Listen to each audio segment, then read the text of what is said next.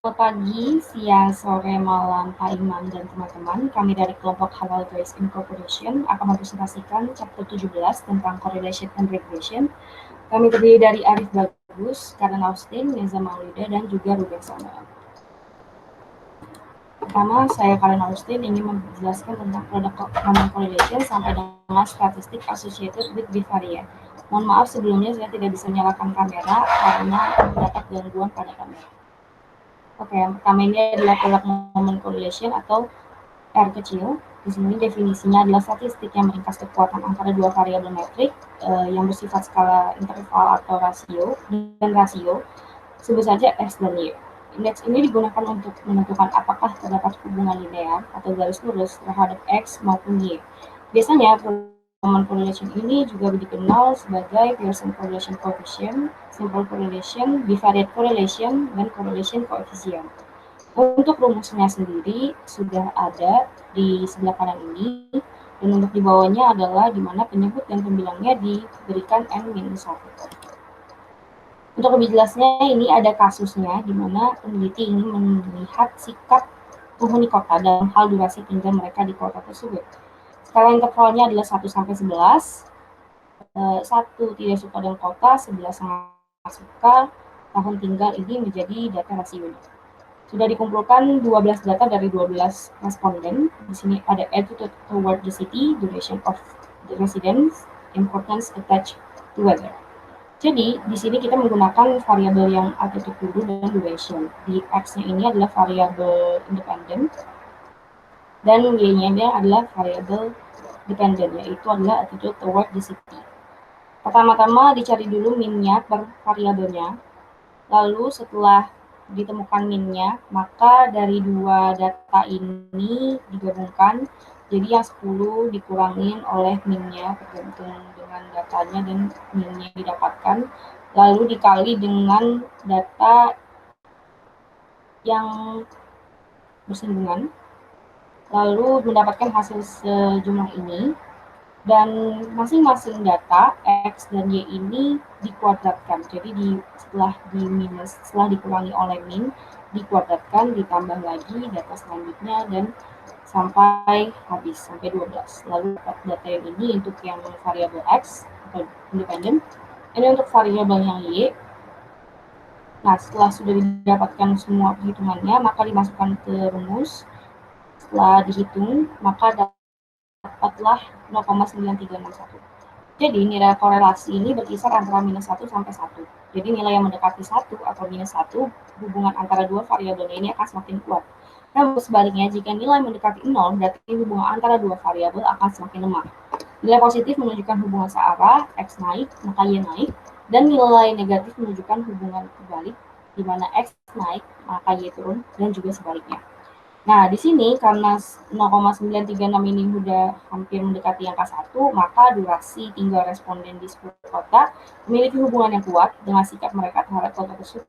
Nah, implikasinya adalah semakin lama tinggal mereka di kota tersebut, maka penghuninya akan menunjukkan sikap yang favorable terhadap kota tersebut.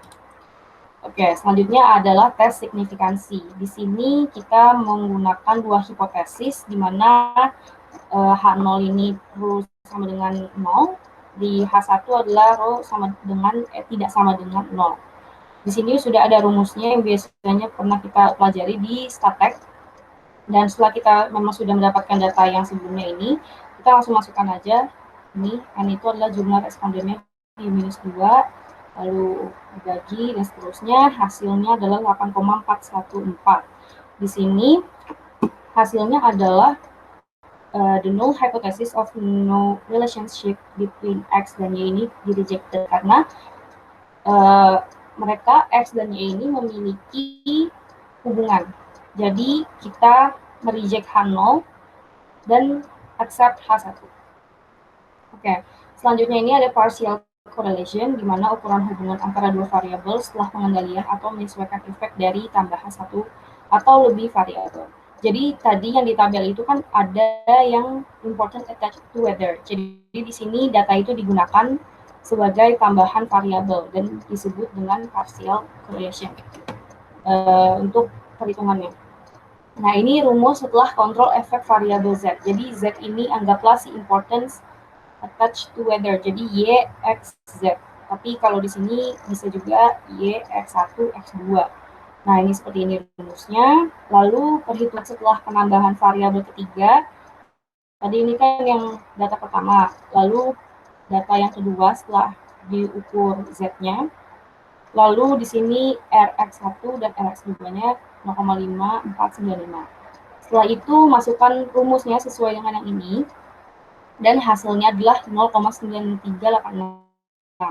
Nah, dari hasil ini kita bisa menyimpulkan bahwa pengendalian pengaruh important attached to weather ini memiliki pengaruh yang kecil karena kita bisa lihat kita bandingkan 0,9361 dengan 0,9386 itu cuma beda 0,025. Tuh. Jadi terlepas dari pentingnya cuaca, mereka yang telah tinggal di kota lebih lama memiliki sikap yang lebih baik terhadap kota dan juga sebaliknya. Oke, selanjutnya ini ada non-metric correlation. Jadi ukuran korelasi untuk dua variabel non-metrik yang bergantung pada peringkat untuk menghitung korelasi.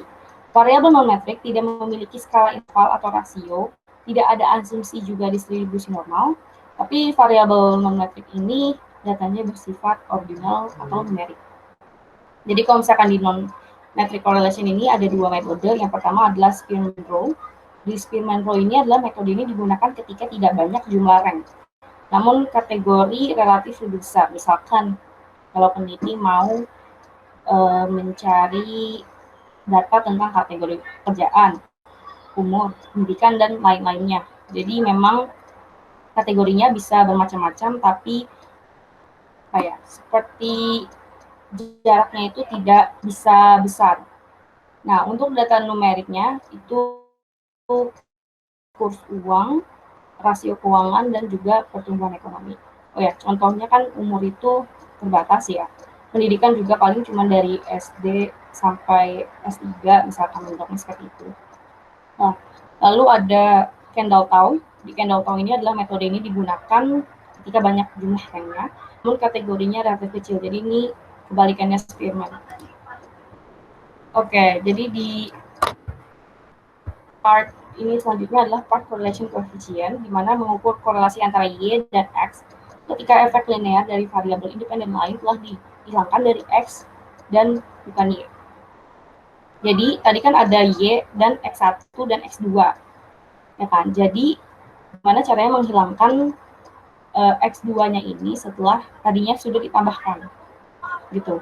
Nah, ini keterangannya untuk masing-masing rumusnya ini karena memang dia berbeda-beda. Nah, ini rumus baru, lalu hasil barunya tinggal dimasukkan aja. Gitu. Jadi yang Z ini tadi X2, RX ini sama dengan RY X1 dan sebagainya.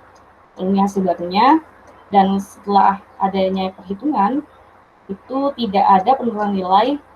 Terjadi penurunan nilai setelah dihilangkan variabel independen lain, yang mana dia menjauhi 1. Di situ hubungannya bisa jadi sudah mulai tidak kuat. Nah, jadi di sini tadi ini kan datanya 0, ini, jadi tidak perlu dihitung sebenarnya. Jadi kayak udah ada datanya. Oke, selanjutnya ada regression analysis. Di sini prosedur statistik untuk menganalisis hubungan antara matrik variabel dependent dan satu atau lebih variabel independent. Jadi ini sama sebenarnya kayak product nomenclature correlation, di mana di sini ada step-nya. Yang pertama itu adalah menentukan apakah variabel independen menjelaskan variasi yang signifikan dalam variabel independen, apakah ada hubungan dari kedua variabel tersebut, lalu juga menentukan seberapa besar variasi independen dapat dijelaskan oleh variabel dependen, kekuatan hubungannya. Yang ketiga, menentukan struktur, bentuk hubungan, lalu menyiapkan persamaan matematis yang mengaitkan variabel bebas dan variabel terikat. Yang keempat, memprediksi nilai variabel dependen. Yang kelima, kontrol untuk variabel independen lainnya saat mengevaluasi kontribusi variabel atau kumpulan variabel tertentu. Oke, selamat pagi, siang, sore, dan malam teman-teman. Pada kesempatan ini saya akan melanjutkan presentasi dari teman saya Karina. Pada kesempatan ini, saya, Ruben Samuel, akan mempresentasikan tentang apa yang namanya bivariate regression. Jadi bivariate regression itu adalah prosedur untuk mendapatkan korelasi matematika dalam bentuk persamaan. Nah, biasanya itu antara satu variabel dependen dengan variabel dependen lainnya. Di intinya kayak pengen lihat hubungan antara dua variabel. Oke, selanjutnya itu apa namanya? Jadi yang seperti yang saya bilang sebelumnya, kayak mereka ingin melihat hubungan dua variabel. Nah, biasanya analisisnya ini ya itu tadi, kayak menentukan korelasi sederhana antara dua variabel yang sudah dijelaskan. Nah, terus juga contohnya analisis bivariate regression ini dipakai dalam apa sih? Nah, itu dipakai dalam melihat hubungan antara variasi dalam penjualan dengan variasi pengeluaran iklan.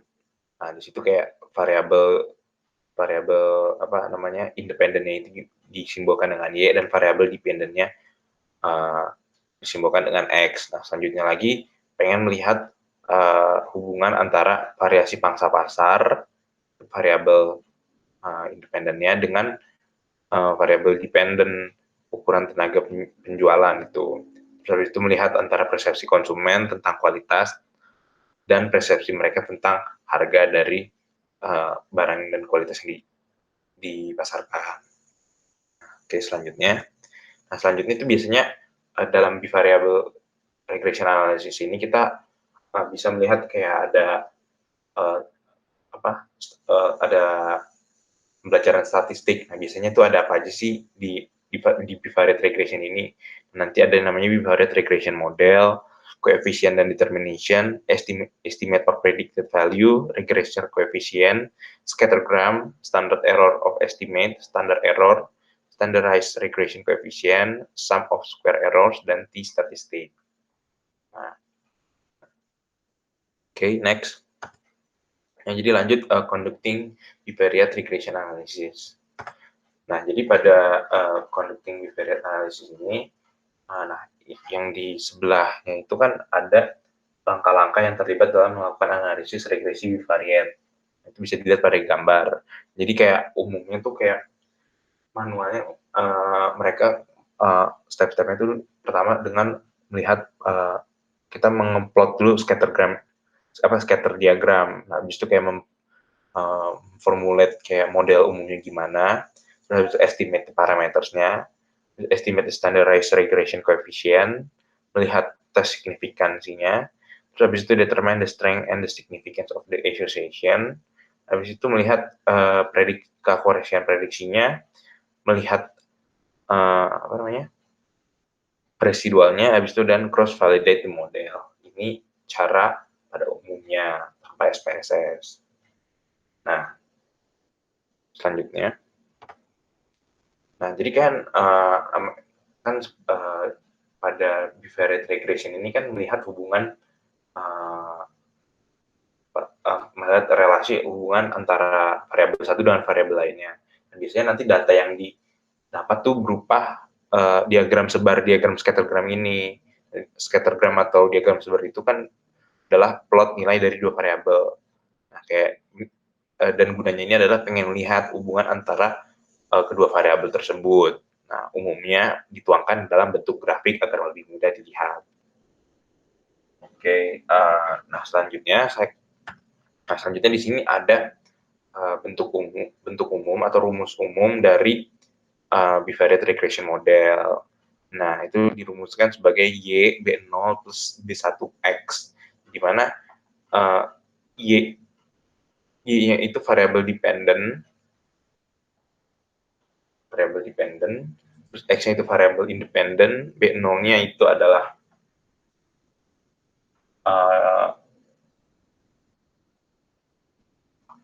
intercept of the line, dan selanjutnya itu adalah B1-nya itu adalah slope of the line.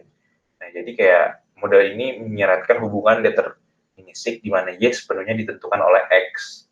Nah, nilai Y dapat diprediksi dengan sempurna jika B0, B1, dan X-nya diketahui. Selanjutnya saya akan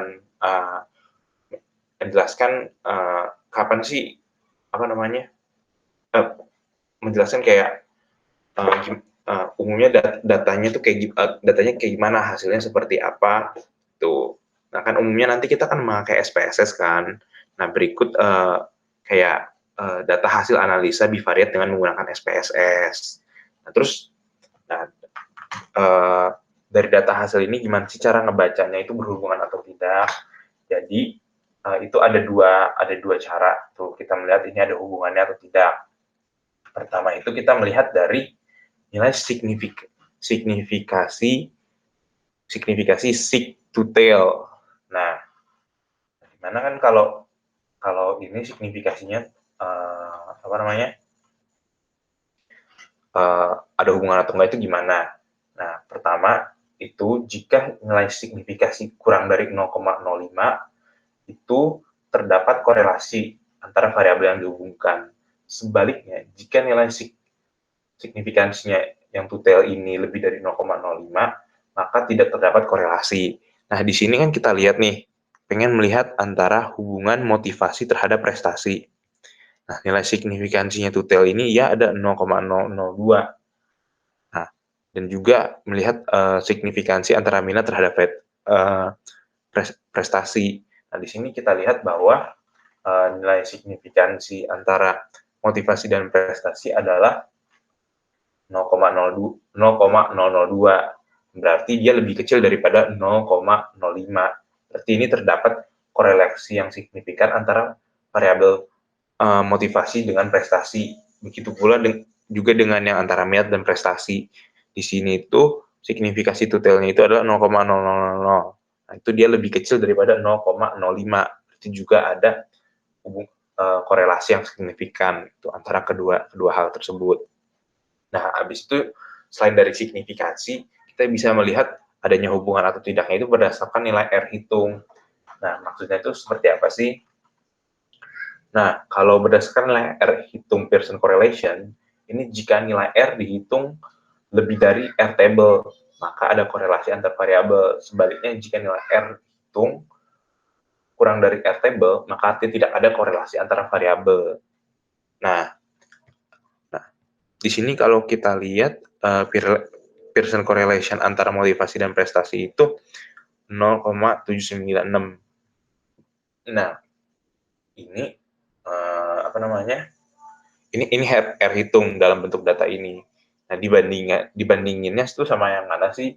Nah, kalau kita lihat tuh ini nih sama R table. Nah, R table itu yang seperti apa? R table yang ada di next slide selanjutnya. Nah,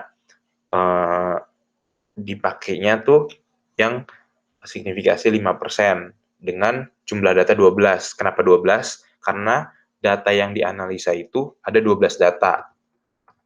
Nih, N-nya di sini 12. Nah, kalau bisa lihat nih, N-nya 12. N-nya 12 berarti apa namanya? R table yang dipakai adalah yang 12 ini. Terus yang 0,576. Nah, kalau kita lihat dia itu Pearson correlation-nya antara motivasi dan prestasi 0,796 dan minat dan prestasi itu 0,908. Nah, keduanya itu lebih besar dari 0,576. Makanya dapat disimpulkan bahwa antara motivasi dan prestasi juga hubungan antara motivasi dan prestasi memiliki hubungan yang signifikan. Itu pula dengan minat dan prestasi terdapat hubungan yang signifikan. Oke. Oke, sekian dari saya. Selanjutnya akan dilanjutkan oleh teman saya, Neza. Saya Neza Maulida dan saya akan menjelaskan mengenai multiple regression. Jadi multiple regression merupakan suatu teknik statistik yang menjelaskan pengaruh antara dua atau lebih variabel independen terhadap variabel dependen. Multiple regression ini dapat digunakan untuk menjawab berbagai pertanyaan penelitian, seperti misalnya, apakah iklan, harga, dan tingkat distribusi dapat mempengaruhi penjualan? Jadi di sini iklan, harga, dan tingkat distribusi merupakan variabel independen yang akan diteliti pengaruhnya terhadap variabel dependennya. Di sini variabel dependennya adalah penjualan. Kemudian multiple regression ini memiliki model yang dapat dikatakan baik jika memiliki ketepatan dalam estimasi, tidak bias, serta konsisten. dan jika model tersebut mempengaruhi asumsi normalitas dan bebas dari berbagai asumsi klasik. Di sini ada model dari multiple regression secara umum. Y sama dengan beta 0 ditambah beta 1x1 ditambah beta 2x2 sampai beta k xk ditambah E, di mana Y merupakan variabel dependen, beta merupakan koefisien slope, X merupakan variabel independen, dan E merupakan komponen error random. Kemudian ini ada 5 statistik yang berhubungan dengan multiple regression. Di sini ada adjusted R-square.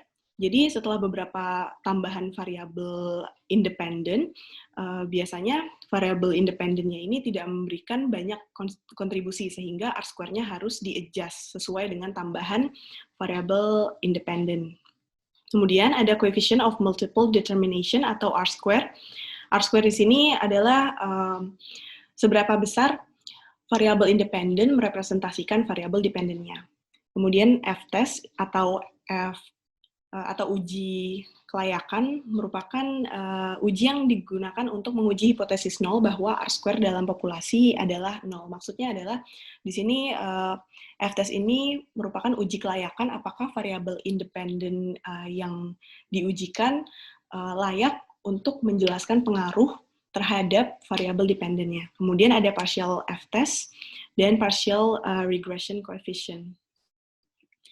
Kemudian di sini conducting multiple regression analysis.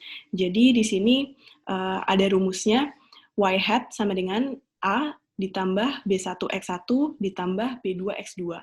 Jadi kalau untuk model regresi yang bivariat cuman B kan. Nah, di sini B1. Di sini B1 ini merepresentasikan perubahan yang diharapkan pada Y ketika X1 diubah oleh 1 unit, tetapi X2 dibiarkan konstan atau dikontrol. Kemudian di sini ada koefisien beta juga. Koefisien beta ini adalah merupakan koefisien regresi parsial yang diperoleh ketika semua variabel seperti Y, X1, X2 telah distandarisasi menjadi min 0 dan varian 1 sebelum mengestimasi persamaan regresi. Nah, jadi ini hubungan koefisien standar dengan koefisien tidak standarnya. Nah, langsung ke contoh kasus aja. Di sini, seorang peneliti ingin menjelaskan sikap responden terhadap kota tempat tinggal responden dalam hal lama tinggal di kota tersebut, serta pentingnya kondisi cuaca. Nah, sikap dari responden ini diukur dalam skala 11 poin, di mana 1 tidak suka kota, dan 11 sangat suka kota. Dan lama tinggal diukur dalam beberapa tahun responden tinggal di kota. Selain itu, pentingnya kondisi cuaca juga diukur dalam skala 11 poin. 1 tidak penting dan 11 sangat penting. Nah, koefisien regresi parsial untuk durasi X1 adalah 0,48108. Bisa dilihat di sini.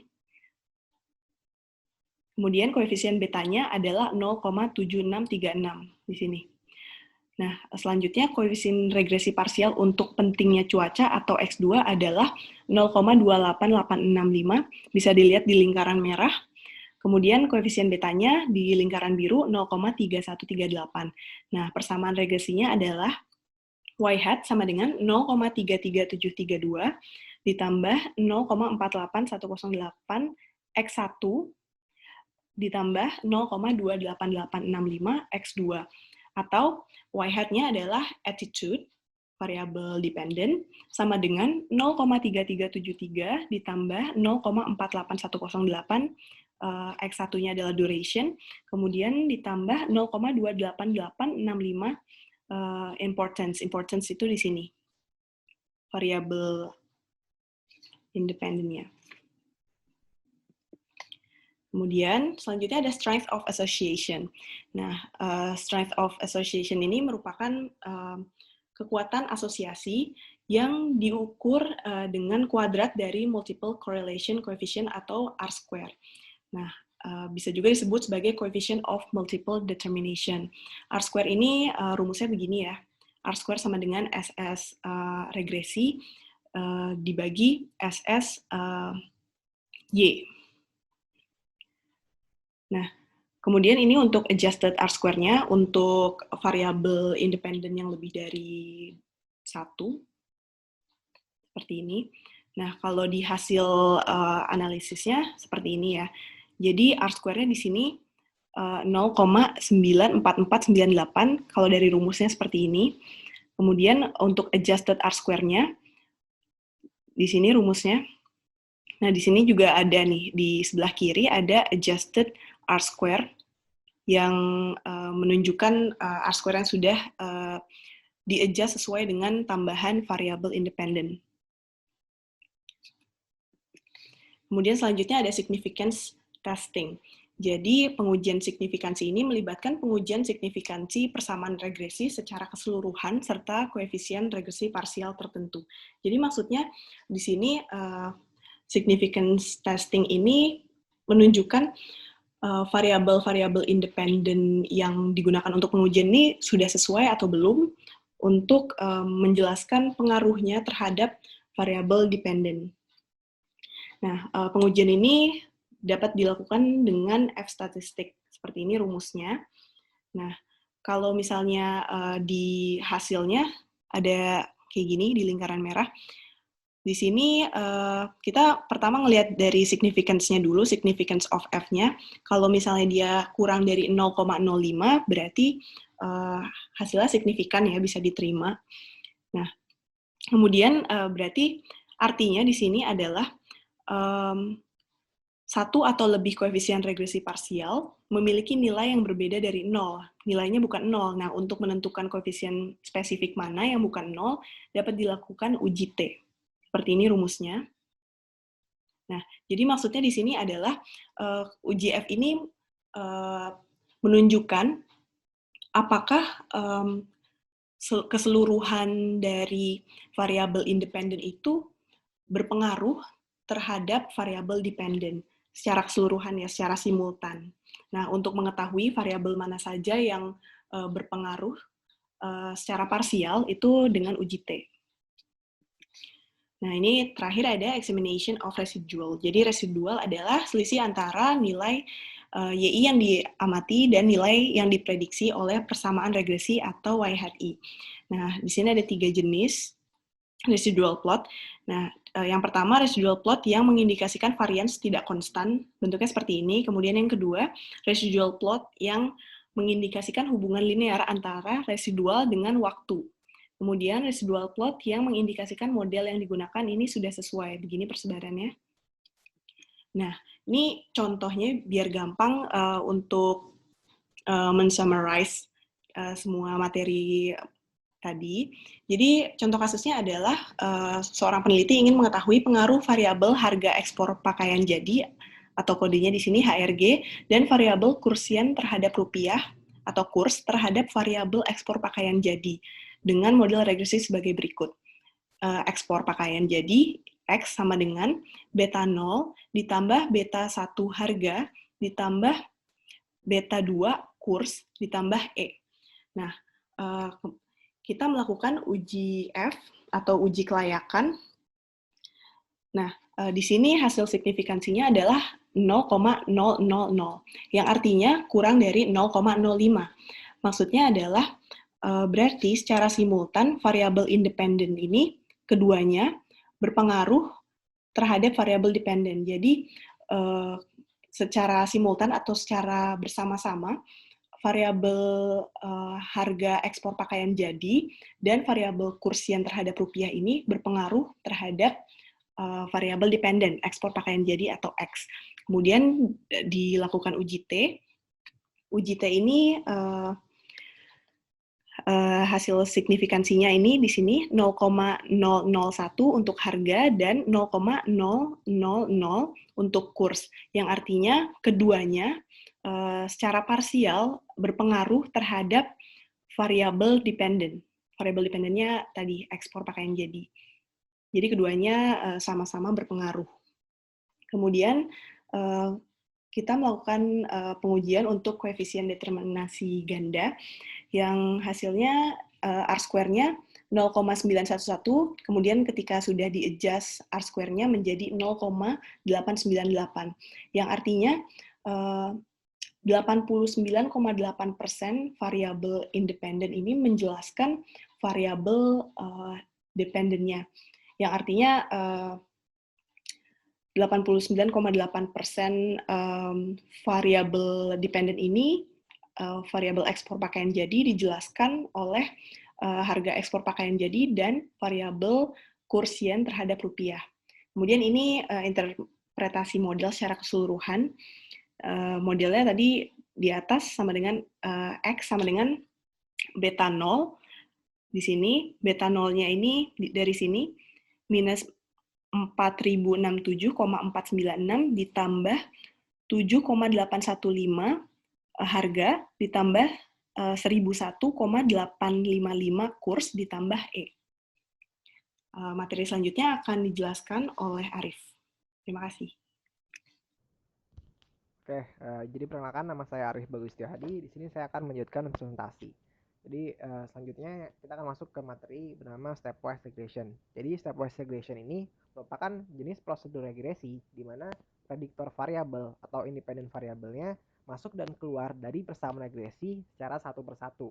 Tujuan dari stepwise regression ini adalah untuk memilih sebagian kecil variabel yang menggambarkan mayoritas variasi dari si dependent variabel itu. Nah, ada beberapa pendekatan yang dapat digunakan dalam tahapan stepwise regression. Pertama, yakni melakukan forward inclusion, di mana di sini pada awalnya tidak ada variabel independen sama sekali yang dimasukkan ke dalam regression equation. Baru kemudian variabel independen ini masuk secara satu persatu ke dalam persamaan regresi itu jika memenuhi kriteria F ratio-nya.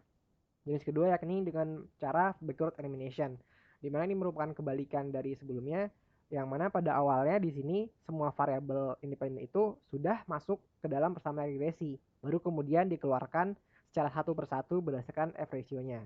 Ketiga adalah stepwise solution. Ini lebih seperti forward inclusion, di mana di sini variabel sudah masuk satu persatu ke dalam persamaan, baru tapi juga disertai dengan dikeluarkannya variabel itu satu persatu yang tidak memenuhi kriteria di setiap tahapannya. Selanjutnya masuk ke materi namanya multicollinearity. Jadi multicollinearity ini merupakan kondisi di mana adanya tingkat hubungan atau tingkat kolerasi yang sangat tinggi di antara independent variable.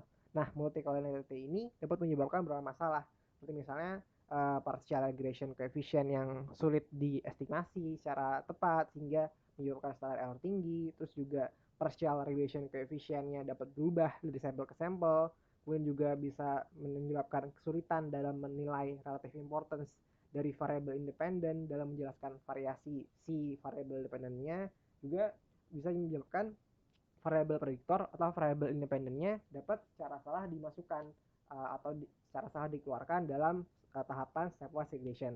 Nah, ada beberapa cara yang dapat dilakukan untuk mengatasi multicollinearity ini. Yang pertama dengan menggunakan prosedur yang hanya memilih satu variabel dari sekelompok variabel yang dinilai sangat berhubungan. Kemudian bisa juga menggunakan cara di mana sekumpulan variabel independen diubah menjadi variabel yang saling tidak berhubungan dengan menggunakan teknik principal analysis. Bisa juga pakai teknik lain seperti edge regression maupun latent root regression. Kemudian masuk ke materi relative importance of predictors.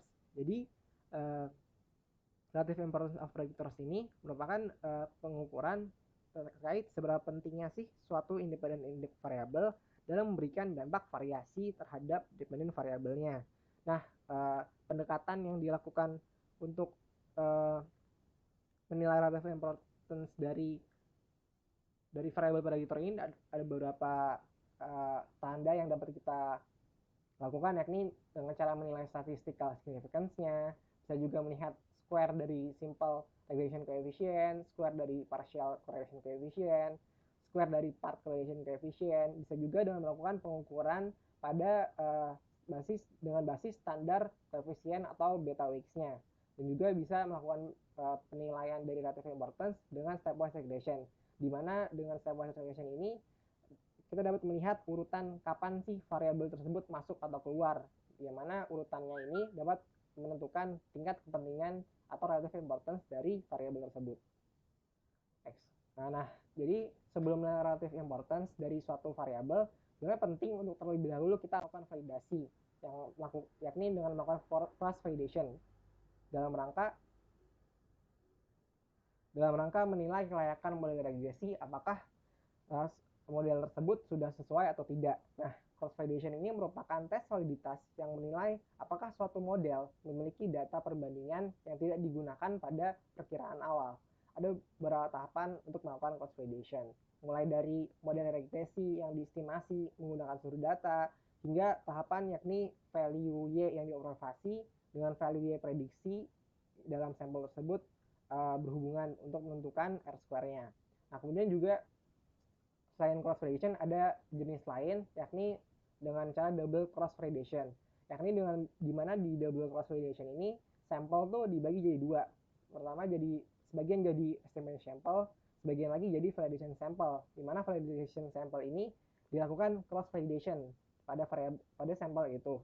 Nah, kemudian peran kedua jenis sampel ini dibalik dan cross validation kembali diulang. Itu namanya double cross validation. Kemudian masuk ke regression dengan dummy variable. Nah, di sini variabel dengan jenis nominal atau kategorikal juga dapat digunakan sebagai prediktor yang dengan cara mengcoding mereka sebagai dummy variable. Contohnya seperti bisa dilihat di tabel, bagaimana suatu variabel kategorikal yakni medium, heavy, medium, light, juga non-user dapat dikodingkan ke dalam 3 dummy variable yakni D1, D2, juga D3. Nah, misalnya nih, sang peneliti tertarik untuk menjalankan analisa regresi terhadap efek sikap terhadap merek atau attitude toward the brand dalam penggunaan produk, dan dummy variable D1, D2, dan D3 digunakan sebagai prediktornya. Maka model regresi yang digunakan adalah seperti persamaan yang ada di slide. Itu Y1 sama dengan A plus D1, D1 tambah D2, D2 tambah D3 dan D3. Nah, di mana di dalam persamaan ini kategori heavy user itu digolongkan sebagai kategori referensi sehingga tidak dimasukkan ke dalam persamaan. Jadi bagi heavy user ini D1, D2, dan D3 diasumsikan sebagai 0 dan equationnya hanya menjadi Y sama dengan A.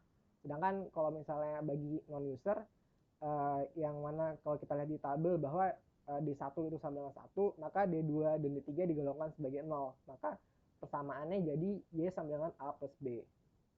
A plus B1. Oke. Selanjutnya adalah materi mengenai analysis of variance dan covariance dengan regression. Jadi regresi dengan dummy variable tadi itu sebenarnya menyediakan framework dalam memahami bagaimana analisis variance dan covariance bekerja. Di mana dalam regresi dengan dummy variable, setiap kategori prediksi itu sama dengan rata-rata dari Y dari tiap kategori. Seperti gambar tabel yang di atas ini, kita dapat melihat bahwa predicted value Y-nya sama juga dengan mean value Y dari masing-masing kategori. Itu sama. Nah, dari persamaan ini, maka mudah juga untuk menjelaskan hubungan lebih lanjut antara variabel dummy regresi dengan one way ANOVA, seperti gambar di tabel yang kedua yang bawah itu. Oke, selanjutnya kita masuk kepada case study yang menggunakan multiple regression, di mana jurnal yang kami gunakan di sini berjudul The Effects of Halal Certification and Halal Awareness on Purchasing Intention of Halal Food Products di Indonesia, yang dibuat oleh Devi Septiani juga Ahmad Ajib Edwan. Ini merupakan gambaran abstraknya, bisa dilihat sendiri. Nah, di sini model dan metode yang digunakan. Jadi dari judulnya sendiri kita sudah melihat bahwa dalam penelitian ini terdapat dua variabel independen, yakni halal certification juga halal awareness, juga satu dependent variable yakni purchase intention. Nah, oleh karena itu dengan adanya dua independent variable dan satu dependent variable ini, maka kita dapat menggunakan analisa multiple regression untuk menentukan efek dari kedua independent variable yakni halal awareness juga halal certification terhadap purchase intention dari produk makanan halal. Nah, tipe penelitian yang dilakukan di sini merupakan tipe penelitian kuantitatif dengan objeknya itu Muslim customer di Surabaya. Sumber datanya itu diperoleh dengan cara data primer dengan pembagian kuesioner, dengan sampling method dengan jenis non probability sampling, dengan accidental teknik sampling, yang mana merupakan teknik pengambilan sampel berdasarkan chance atau kemungkinannya. Kriteria responden dari penelitian ini yakni beragama Muslim, bertempat tinggal di Surabaya, yang dibuktikan dengan KTP-nya, juga berumur di atas 17 tahun. Nah, pengumpulan data dilaksanakan secara daring, di mana responden tinggal memilih jawaban yang tersedia. Measurement yang digunakan di penelitian ini yakni Likert scale dengan skala 1-4. Juga tes maupun analisis yang digunakan di penelitian ini yakni seperti instrumen Listet yang menggunakan validity dan reliability test, bisa juga menggunakan classical assumption test dengan menggunakan normality, multicollinearity, juga heteroscedasticity test, juga hypothesis testing di sini menggunakan t-test serta f-test. Serta juga tentunya analisa dengan menggunakan multiple linear regression yang diolah menggunakan SPSS 23 untuk menganalisa hasilnya. Nah, ini merupakan hasil dari data yang dikumpulkan dari responden. Pertama, untuk variable halal certification terdapat 3 indikator yang diukur. 1, 2, 3. Dan berdasarkan hasil jawaban responden, nilai rata-rata dari halal certification ini menghasilkan angka yang tinggi dengan rata-rata 3,53. Ini menunjukkan bahwa responden tersebut, para responden memiliki keyakinan bahwa lembaga berwenang sertifikasi halal, yakni di Indonesia ini MUI, dapat menjamin kehalalan produk dengan label sertifikasinya. Untuk kedua, yakni variabel halal awareness, diperoleh hasil yang tinggi pula dengan rata-rata sebesar 3,44. Di mana dengan ini menunjukkan bahwa para responden itu memiliki kesadaran beragama atau halal awareness yang cukup tinggi untuk membedakan mana yang halal, mana yang haram dengan cara baik. Kemudian untuk variabel dependentnya yakni purchase intention atau ya kembali diperoleh hasil yang tinggi dengan rata-rata hasil 3,38. Ini menunjukkan bahwa responden yang diperoleh datanya tuh berniat membeli produk makanan halal di Surabaya, yang memiliki niatan membeli produk makanan halal di Surabaya cenderung melakukan pembelian atau konsumsi. Kemudian untuk testingnya, pertama-tama dilakukan tes validity dan reliability. Tes validity menggunakan bivariate percent correlation dan diolah dengan SPSS 23. Menunjukkan hasil seperti bisa dilihat di tabel bahwa semua variabel yang digunakan itu terbukti valid juga reliable. Kemudian untuk classic assumption test menggunakan 3 jenis assumption test, yakni tes normalitas, tes multicollinearity, juga tes heteroscedasticity. Di mana studi ini menggunakan Kolmogorov-Smirnov normality test. Dan hasilnya bisa dilihat di tabel 6 di sisi kanan bawah, bahwa dapat diambil kesimpulan bahwa studi ini memiliki distribusi normal karena asim value signifikan untuk two-tailed-nya memperoleh hasil lebih dari 0,05. Kemudian juga tidak ada tanda-tanda multicollinearity karena nilai FIF dari variabel X1 juga X2 itu kurang dari 10. Juga karena nilai toleransinya mendekati angka 1 dengan angka 0,6. Kemudian juga membuktikan bahwa tidak ada heteroscedasticity karena significant values dari X1 dan kedua tuh sama-sama lebih dari 0,05.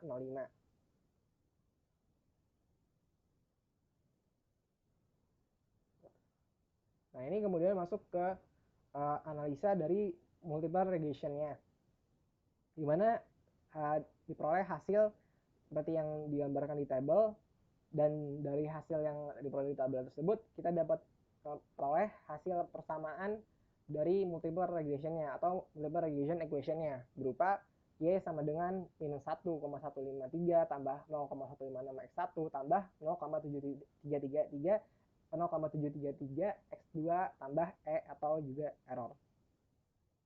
Dan dari tabel di atas dapat juga diambil kesimpulan bahwa kedua variabel yang dites tersebut sama-sama memiliki t-arithmetic yang lebih dari t-table serta nilai significance value yang kurang dari 0,05, sehingga dapat disimpulkan bahwa hasil dari penelitian yakni halal certification mempengaruhi intensi pembelian makanan halal di Surabaya, serta kesadaran akan kehalalan atau halal awareness juga memberikan pengaruh positif terhadap pembelian makanan halal di Indonesia, terhadap pembelian makanan halal di Surabaya. Nah, kemudian juga analisis selanjutnya dari tabel kita dapat memperoleh nilai F sebesar 171,257, sehingga dapat disimpulkan bahwa secara bersamaan simultaneously variabel X1 dan variabel S2 itu mempengaruhi nilai Y. Kemudian R-square value juga menunjukkan hasil 0,774 yang setara dengan 77%. Nah, sehingga dapat disimpulkan bahwa hasil studi ini membuktikan pentingnya sertifikasi halal, juga kesadaran atas kehalalan dalam mempengaruhi keinginan membeli konsumen. Hasil riset menunjukkan bahwa semua variabel tersebut mempengaruhi niatan membeli konsumen muslim, sehingga dapat diartikan bahwa sertifikasi halal, juga kesadaran atas kehalalan, turut berkontribusi dalam proses pengambilan keputusan konsumen dalam pembelian makanan halal di Surabaya. Nah, penelitian ini juga memberikan implikasi kepada pemerintah untuk mengembangkan tingkat kesadaran akan kehalalan masyarakat di industrinya, juga mendukung regulasi sertifikasi halal, serta juga lebih mengatur standar harga, juga lebih mengedukasi proses sertifikasi halal pada berbagai penjual. Untuk riset kedepannya, peneliti merekomendasikan masukkan faktor religiosity sebagai faktor yang diuji dampaknya terhadap intensi pembelian produk halal. Juga menyarankan pengambilan sampel data dengan jumlah yang lebih besar agar hasil penelitian yang diperoleh lebih merepresentasikan dan juga lebih komprehensif. Terima kasih. Mungkin itu saja dari kelompok kami. Mohon maaf jika ada kekurangan atau kesalahan. Terima kasih. Assalamualaikum warahmatullahi wabarakatuh.